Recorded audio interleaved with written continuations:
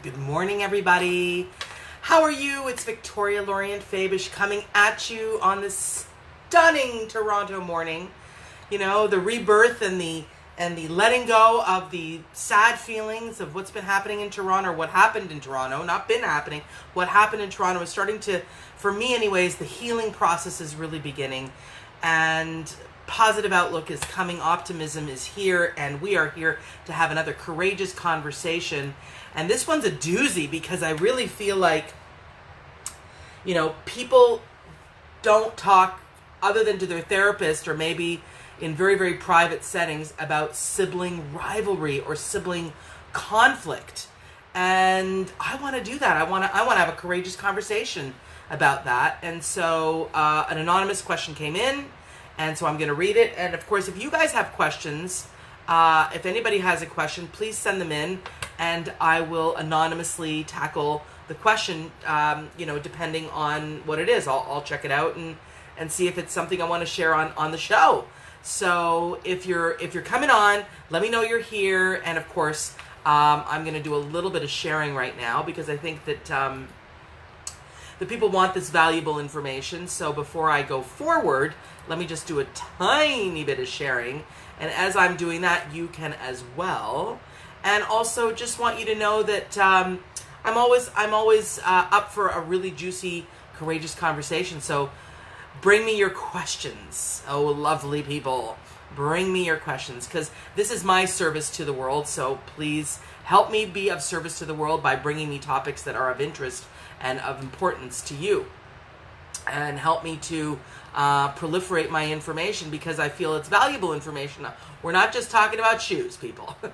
We're talking about important life altering, impacting stuff. And so therefore, let me know that you're around, and also let me know what is important to you. What is important to you as a person, as a human walking this planet. So let me just share and on all my pages and on my group.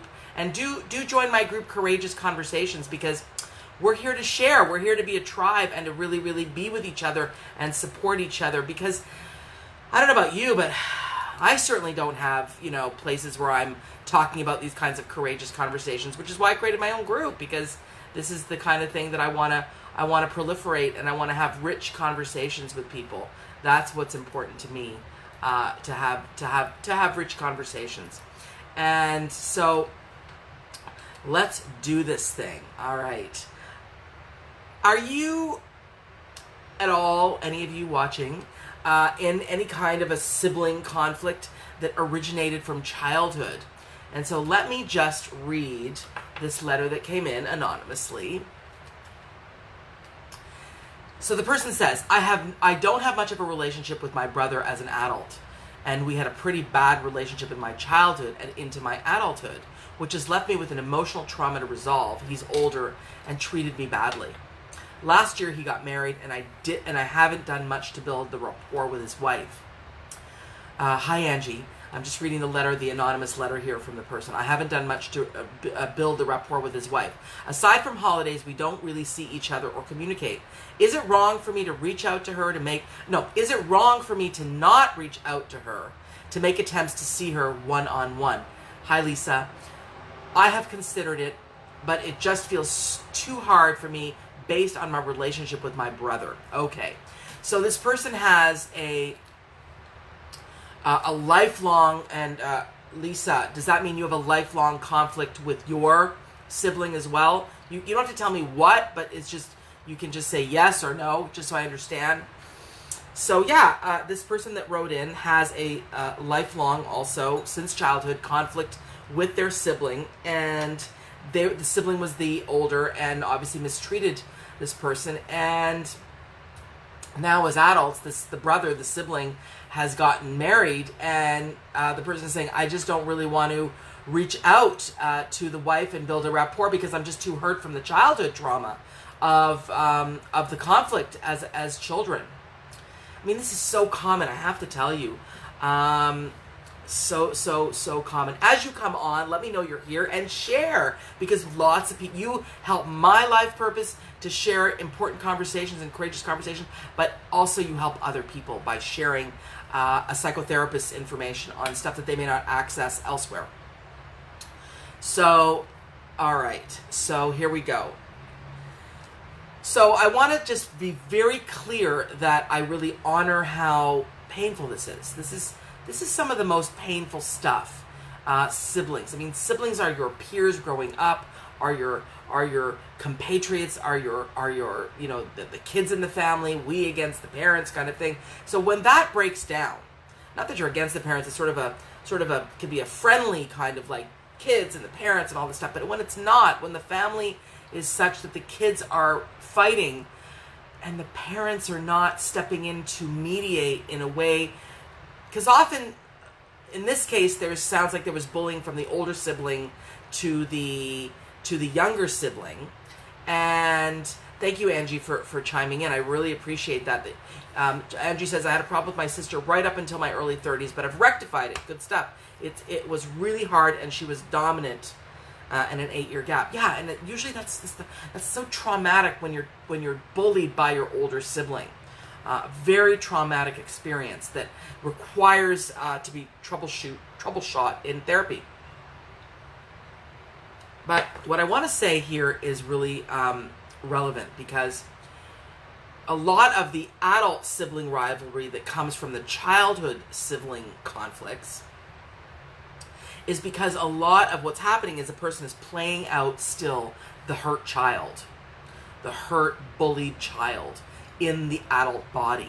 So there's no evolution of that part. It's like the traumatized part got stunted, got paralyzed, got stuck at the very young child age when the conflict continues. And, it's just so normal. This is what happens to us as people, especially with families. And the only way, when she says, is it wrong of me to not reach out to the sister-in-law to build a rapport? Of course it's not wrong. You have to honor yourself. It's not right or wrong. You have to honor yourself. Ideally, you want to work with, your sibling as an adult. But there's all this hurt and all this repair that never got done, and all these apologies that never got said, and all these acknowledgments that never got acknowledged. And we as humans want to be acknowledged for our pain and our painful experience, and we want to honor our pain. So I want anybody who's gone through any kind of sibling rivalry or sibling conflict or being bullied by their older sibling, and they're now an adult and they still hold that pain. And let me just tell you, it's not easy to get over that pain. So I want to honor the person who is experiencing the wound from the bullying as a child. And I wish the parents had stepped in and helped. Usually parents have no clue what to do. The wisdom out there is, let them figure it out. They'll figure it out. They'll work it out. Meanwhile, the younger sibling is getting pummeled and bullied, by the older, whether it's teasing or physical bullying or, rejection or, careless treatment. Children are cruel generally, I would say. Very, very cruel, and we're unconscious as children. And Lisa Paul says, it's been lifelong. Parents divorced at age 10, so there was big conflict there. I live with my mom. 3 brothers live with dad. So you live with your mom, 3 brothers live with dad, and never saw them growing up. Then moved 1,200 miles away and always felt like an outcast, or I was so different. I really don't know them at all. I'm 58 now. Wow. See, this is just so freaking common. These things just they don't just resolve themselves, is what I'm here to tell you. And the question you have to ask yourself is, are you willing, and this is a journey with yourself, not with anybody else, are you willing to put the childhood to bed, but not just denying it, by troubleshooting it and processing it with a therapist, a trusted friend, and your journal? Because it's the only way you're going to get through this, because it's so painful to feel, Lisa, in the case of Lisa, almost like a stranger to her siblings. In the case of Angie,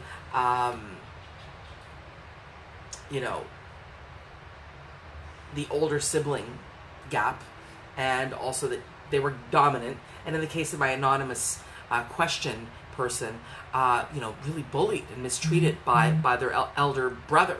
So these are the things that are important to troubleshoot. But what I'm here to say, though, is I see now, for example, I work with adults only, and I'll have a family of adults. So it'll be either a couple or a sibling or a family, the parents and adult kids.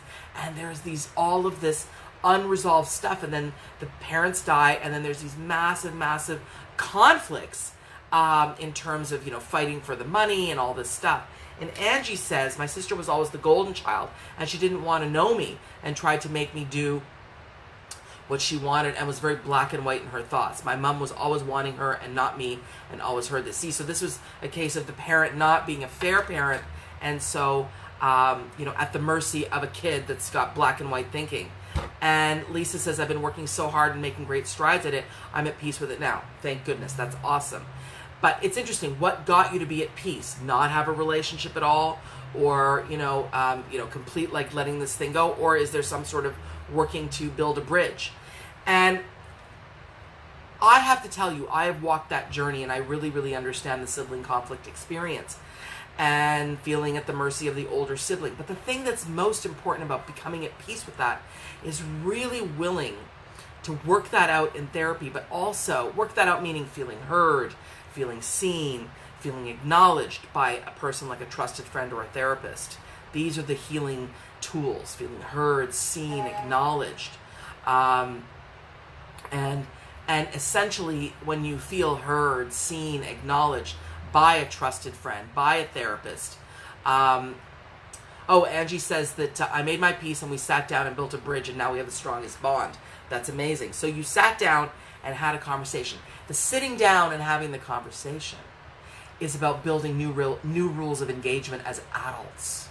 And the two people have to be willing to engage in the new rules of engagement in terms of how we dialogue, how we do dialogue. There has to be respect. There has to be a willingness to not go back to old dynamics.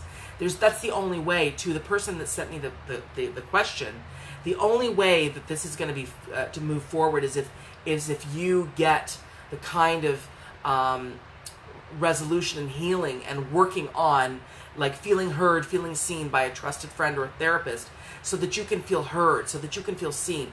But then there might be an opportunity possibly for you to have a conversation with your elder brother if they're open to it. They may not be open to it. And be clear that I'm not saying that you have a conversation and then accuse them. You did this and you did that. And listen, they were kids.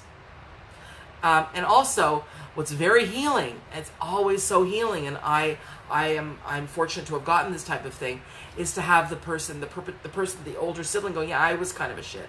I did tease you. I did bully you, or I wasn't great as a kid, but I was a kid too, in pain too, in a family that was not so easy. Lisa Paul says, yes, I've let it go and it serves no purpose in my life. I have great friends that I call family, that I can be my true self. And that's great. And that's great. And there may be a moment, Lisa, where you say, hey, I do want to build some sort of a bridge to these siblings. But the only way to that bridge being built is letting go of the rancor, letting go of the child pain. So you're coming to the table for you deciding, I want a relationship with these people, but the childhood is done, and now we come as adults. But what I've just said right there is definitely easier said than done, because we're creatures of memory, and we remember the childhood, and the childhood does impact the adulthood. But the only way, in my view, to truly walk a path of true adulthood, of true balanced adulthood, is to let go of the past. But the only way you can let go of the past with certain people is if, for example, those people themselves are willing to engage with you in an adult fashion as well, with acknowledgments of some of the past stuff that went on. And Angie says acknowledgement really helps, and we can move on and forgive each other and ourselves for causing our pain. Absolutely. And forgiveness is not for the other person, it's for you. It's to free you from the entanglement of the past relating. It's to free you from the entanglement of the past relating. Forgiveness, somebody said when I went to a conference, and Klassen, he was the speaker, K-L-A-A-S-E-N, I believe is the spelling. He's a specialist on forgiveness, and he spoke about forgiveness is like getting the key to a cage that you're in, to open it up and free yourself, which I feel is such a great analogy as to what forgiveness is. You get the key, and you're like going to unlock a cage, but oh, you're in the cage. Wow. And then that's forgiveness. Open up the cage so that you're not locked in that story, in that repetitive story of victimhood, of abandonment, of not only victimhood and abandonment, but of the neglected child or the bullied child. And then, people are playing that shit out in their adulthood with the boss, with the boyfriend, with the girlfriend, with the friends. And the only way to move beyond that, and the pattern does not die unless you troubleshoot it, to replace it, kill it, move it, heal it, and move past. And listen, I've said this before, and I've heard this before, and I'm going to repeat what I've heard and I've said, which is pain, discomfort is the currency we pay for growth. So you got to go in there and look at it, crack it open and look at it. But when we crack it open and look at it, there's so much growth that can occur. And I believe, in my video, The Law of Allowance, and in my talk in New York, The Law of Allowance, and my talk that I'm doing about the Law of Allowance. What is the Law of Allowance? It's the Law of Allowance for those that have harmed you, whom you love deeply, is to allow them to still be in your life, but to learn emotional self-regulation, to learn forgiveness, to learn about boundaries and really setting up new rules of engagement, to learn and to grow is what the Law of Allowance is about. Now, I'm not talking about people that are violent with you or steal from you or massive addicts. I'm talking about the microaggressions. I'm talking about the passive aggressiveness, those types of things. Angie says, carrying it forward into our present serves us no purpose. We need to dig deep and forgive ourselves so we can move forward. Hallelujah. And the digging deep is a hero's journey. It's a hero's journey. Lisa, ooh, my heart goes with you. They were all alcoholics, and I've tried numerous times through the last 48 years, and I just don't want to be in that drama, energy, and constant chaos they live in. I've forgiven, and I've let go, and I've moved on. Well, bless you. You have done the work, because you're right. Major addicts, you can't relate in any kind of an adult way. They are not going to deal with you in an adult way. They're in their addiction. So the Law of Allowance in that is for you to just forgive and then, move on. And it sounds like you have, in fantastically beautiful fashion. So I want to just give you my soul and my heart to understand, ACA, Adult Children of Alcoholics and Dysfunctional Families, great 12-step group, great meetings online and live. I recommend anyone who's watching who hasn't chimed in that, usually the sibling conflict comes from, troubled families, dysfunctional families, or alcoholic families, or wait for that siren to pass. And so the people who grew up in those families, dysfunctional families, violent families, those need an ACA type of group, support group, or join my group, Courageous Conversations, or both, and really, really work with the notion that the childhood was so unstable and so effed up and so difficult and so, we survive these things and we thrive past these things, and we find ways to teach other people and give to other people, which is what I'm doing here anyways. And so that is massive, massive, massive. I love that Lisa and Angie are supporting each other in the commentary, and I'm loving both of you. I'm loving all of you. So the question is it wrong to not reach out to her sister-in-law, given the fact that there's so much pain that she was bullied by her brother? Of course it's not wrong. And you do this in your own time. And maybe one day you will do it so that you can tell yourself, I'm not operating simply from the pain of being the hurt child. Come into the adult and see whether or not there's any willingness at all on your brother's part to have new rules of engagement, to have any kind of a constructive conversation. If they have no desire for that, then you have your answer. There's no level playing field. Tara says, new rules of engagement is huge for myself and others with disabilities when we transition to adulthood, but still may need critical elements of parental support. Absolutely. Absolutely. You know, nothing wrong with that, Tara. And thank you so much for sharing your commentary. And especially for people with disabilities. I mean, I think for everybody, though. Absolutely. New rules of engagement, so necessary. So the reality is that when I work in the office, say with an adult family who, for example, are fighting over, a call's coming in, let me just decline that. When they're fighting over money and they're not fighting over money, they're fighting over the hurt from the childhood. Let's be clear. Any kind of adult fights, and I was just troubleshooting with siblings that are bitterly fighting and just being, after their elderly father died, it's not about this. It's not about the money. It's not about the property. It's about the hurt as children. And so we've got to go back there and do some excavating, some digging, and then some healing of that. And thankfully both are willing to do some acknowledgement and apology. I mean, that's why they end up in my office and paying, you know, a therapist to help them mediate and help them go past just the fighting head. Be kind with yourself as you grow up, because if you grew up bullied, if you grew up in an experience where you were bullied by your elder sibling and no parents were there to help because they were as effed up or very effed up, then you've got to know that you've got to do some very kind self-love in that process. So I will leave it there. I will hurt people, vicious circle, exactly, absolutely. Please share this. Please check out my website at some point and join my group, Courageous Conversations, because I would love to have you all there and bring some people over, because this is, not a lot of people are doing this, you know, talking about courageously about what life is really all about. You know, there's a lot of sales and a lot of superficiality, but this is the deep stuff. That's all I'm interested in. I'm terrible at small talk. I want depth, you know, and I'm so glad you're in my group, Angie, and I just want you to know that I care deeply about the human condition, and that is why I'm doing this. So Courageous Conversations are where it's at. It's where we deal with stuff in a real way.